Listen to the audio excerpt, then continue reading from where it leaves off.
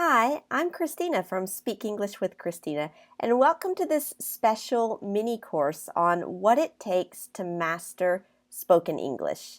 Now, the first thing is if you want to activate the subtitles for this video, just click on the little CC icon at the bottom of the screen, and that way you're also sure to have the subtitles in English for this video because they're not directly in the video like with the normal weekly episodes. So if you want the subtitles, activate them. If not, it's a good challenge for you. All right, let's go. So part one of this mini course is all about, the idea of top performer mindset and habits. So first of all, what is top performer? What do we mean when we say a top performer? A top performer is someone who takes action to improve themselves. It's someone who accepts that they don't always know how to do this. They want to do it, they're motivated, they're ready to take action, but they know that they don't have all of the answers. That means that a top performer often works with a mentor or a coach or a teacher to have a plan to help them reach their goals. And a top performer also invests in their own learning. And the investment, maybe it's time, maybe it's effort, maybe it's money. Often it's a combination of all three of these. But the key idea is really investing in themselves.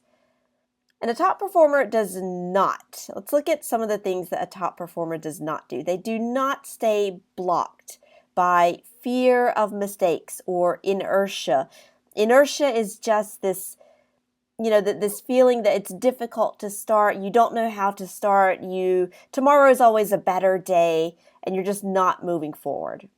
A top performer does not make excuses like, I don't have time. That's the most common excuse. They find the time, or they find, the method or the money, or they save up for it, but they don't make excuses for not taking action. And they don't think that they have to be 100% perfect. They know that mistakes is part of the learning process, and they know that you don't have to be perfect to be good. So they don't worry about perfection, and they don't think that they can do it all alone. They know that having a teacher, a mentor, or just a group of other people to help them stay accountable with their goals is going to help them to really stay motivated and push forward.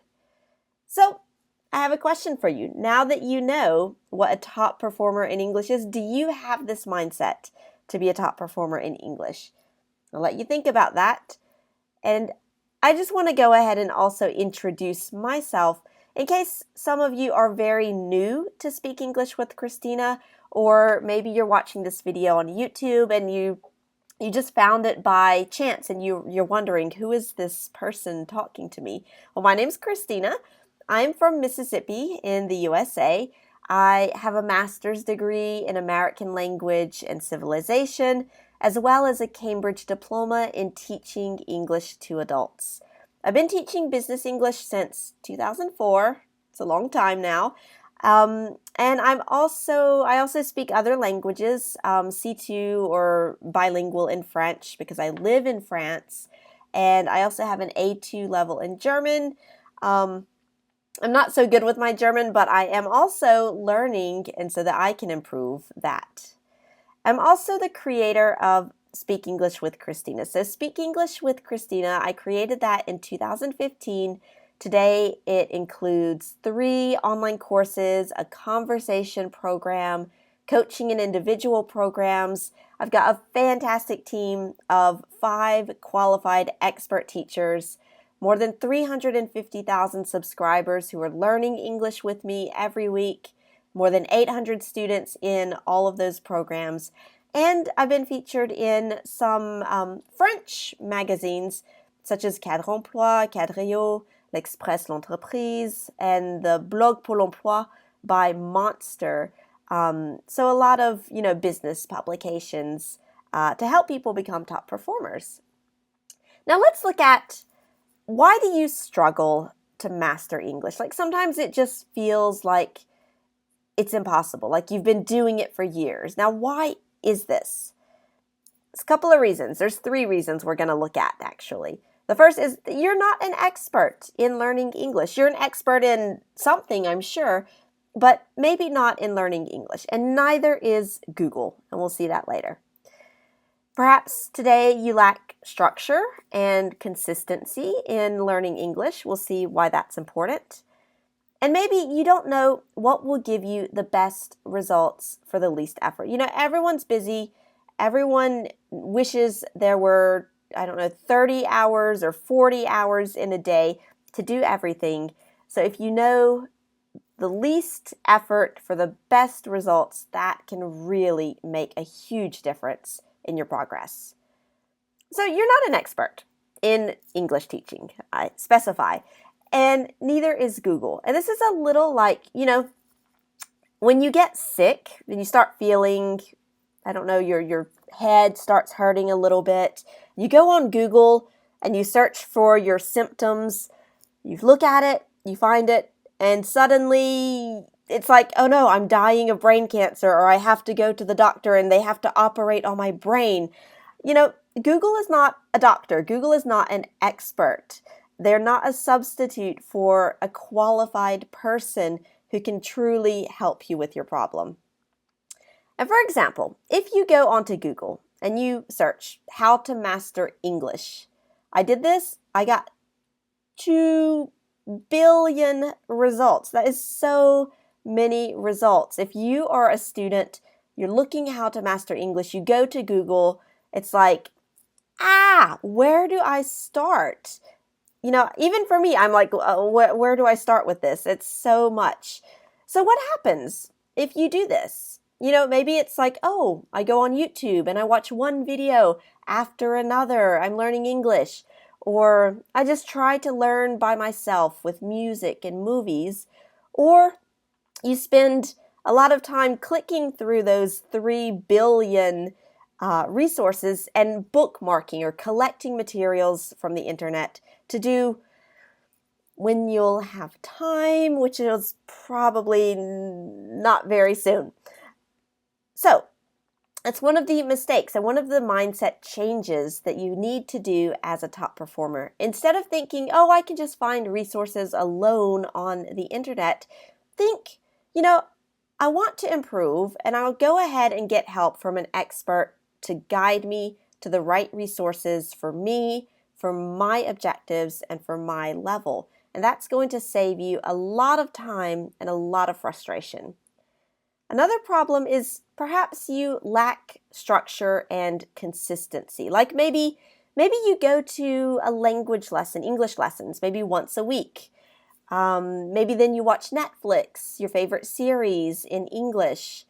You do a little bit of Duolingo on your phone. And maybe you even have a nice grammar book like English Grammar and Use. And you're feeling proud of yourself because you're like, oh, I'm doing all these things in English. But the thing is, more is not better. So don't think, the more I do English, the more I'll improve. More is not better. It's a structured plan is much more efficient than just doing random things like Netflix, an app, some lessons, a book. It's good that you're doing all that. And really, congratulations on finding the time to do that.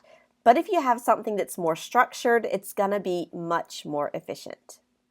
And the third challenge is you don't know how to get the best results for the least effort. This idea of optimal minimal. You're doing the optimal things for the minimal effort.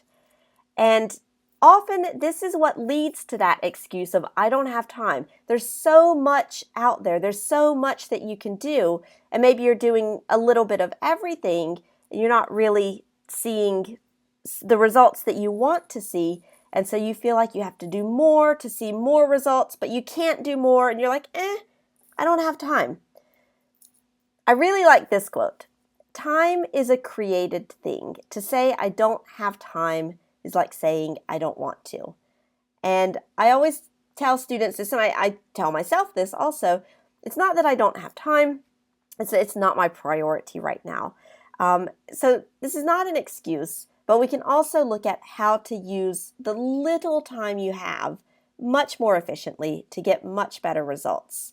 So for example, having the optimal exercises for you, your objectives, your level, your situation, spending the minimal time and effort required to address those things in order to get the maximum results. So it's not working harder, it's working smarter. And that's going to help you overcome that struggle. So it's normal to feel like you're not where you want to be.